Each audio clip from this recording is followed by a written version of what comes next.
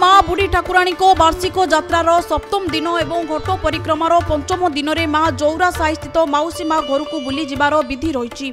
यात्रा आरंभ होबार 7 दिन पर माँ को सुरक्षा कवच भाव राज कटुआल और पाइक समेत बहु पुलिस को गहन में माँ मौसी घर को जाती। मौसी माँ घर को जीवा नहीं भी रही किंवदंती। राजा राजुड़ा शासन को ब्रिटिश माने विरोध करने सह दमन करने राजा मानक दुर्ग को अख्तियार करुथिले। मोहरी राजा तत्वावधान में परिचालित होउथिबा माँ यात्रा कथा बुढ़ी ठाकुराणी यात्रा बेले ब्रिटिश माने मंदिर गुड़ी को भांगिबा समय तत्काल मोहरी राजा माँ को जौरा साही स्थित एम श्रीनिवास राव घरे लुचाई रखिथिले बोली कहुए। अन्य पक्षरे कला पहाड़र आक्रमण रक्षा करने तत्कालीन राजा कौनसी उपाय न पाई माँ को नहीं उत्तरा संधि में आत्मगोपन करिथिबा लोक कथा रही।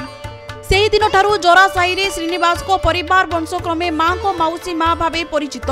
सेही दिन ठारू माँ को घट परिक्रमा बेले सर्वदा सैन्य सामंतक समेत पाइक पुलिस सांगरे रहउथिले। आज भी सेही परंपरा जारी रही। माँ गेम आमेला पापा आसु बहुत खुशी लगुच आ 2 वर्ष गुड़ बहुत खुशी लगुच कष्ट लगुच लास्ट दिन शेष दिन खाଇବା पोड़ा पिठा खाई रस्ते मंदिर पलाए। आज नड़िया कदली आज नड़िया कदली गजा सब पूजा आउ किछि हेबनी माँ लुगा सब दिया हे आ हल्दी पानी धुआ हे।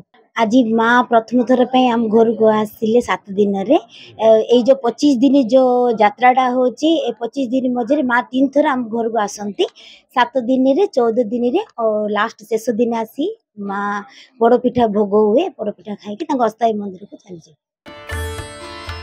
माँ को बाप घर रोहणी मध्य 3 थर मौसी घर को जीवे।